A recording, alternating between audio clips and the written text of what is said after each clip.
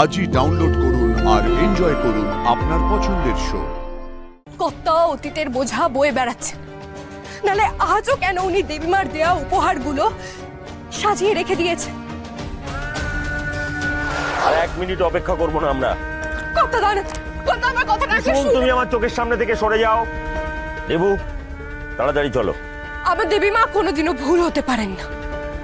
এই যে মেয়ে, কতটুকু চেনো তুমি ইন্দ্রাণীকে?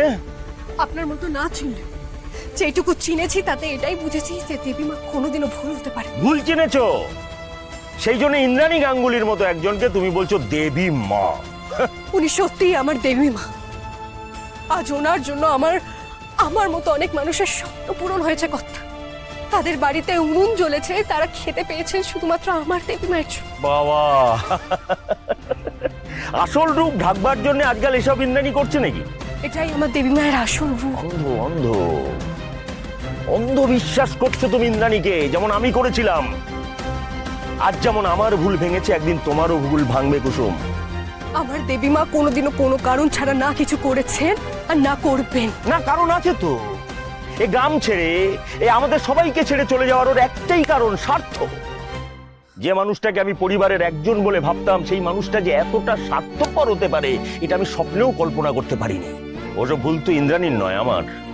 আমি ওকে বিশ্বাস করেছিলাম, আর ভুল মানুষকে বিশ্বাস করলে তো ঠকতেই হবে। তাই আমি যে মানুষটা আমাকে ঠকালো তার ছেলের সঙ্গে আমার প্রাণের চেয়ে প্রিয় মেয়ের বিয়ে দিয়ে ওই বাড়িতে পাঠাবো, এটা তুমি আশা করলে কি করে? মানুষ ঠেকে শেখে কুসুম, আমিও শিখেছি। আমার সঙ্গে যে অন্যায় হয়েছে সেটা আমার মেয়ের সঙ্গে আমি কিছুতেই হতে দেব না। আপনি সেই দিনও দেবীমাকে চিনতে ভুল করেছিলেন, আর আজও করছেন। আমার বাবার সামনে দাঁড়িয়ে কেউ তর্ক করে না কুসুম। তুমি আমার বাবার সামনে দাঁড়িয়ে তার বাড়িতে তাকে অপমান করছো। অনুশ্রী না, তুমি আমাকে ভুল বুঝছো। আমি তোমার কাছে অনুরোধ করছি কুসুম, তুমি এখান থেকে প্লিজ চলে যাও। আমি ঈশান স্যারকে ভালোবাসি ঠিকই, কিন্তু তার মানে এই না যে কি আমি আমার বাবার অপমান হতে দিতে পারবো। অনুশ্রী, আমি এখানে কর্তার অপমান করতে আসিনি। আমি এখানে এসেছি ওনাকে সবটা বোঝানোর জন্য। কর্তা, আপনি এত বছর ধরে শুধু নিজের দিকটা জানেন, আর সেই বোঝাই আপনি এত বছর ধরে বয়ে বেড়াচ্ছেন। কিন্তু আজ আমি আপনাকে সবটা বলবো, সবটা। থাক না কুসুম, থাক। আমার বাবা যখন শুনতে চাইছে না, কেন জোর করছো? অনুশ্রী, আজ যদি আমি কর্তাকে জোর না করি তাহলে সে পুরনো সম্পর্কগুলো জুড়বে না যেটা ভেঙে গেছে। আমার বাবা অতীতে ফেলে আসা কিছু পছন্দ করে না কুসুম।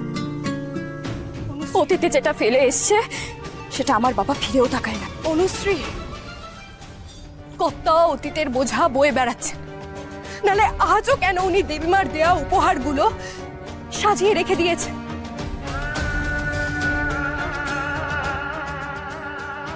আজও কেন উনি দেবীমা আর বড় সাহেবের ছবিগুলো যত্ন করে রেখে দিয়েছে।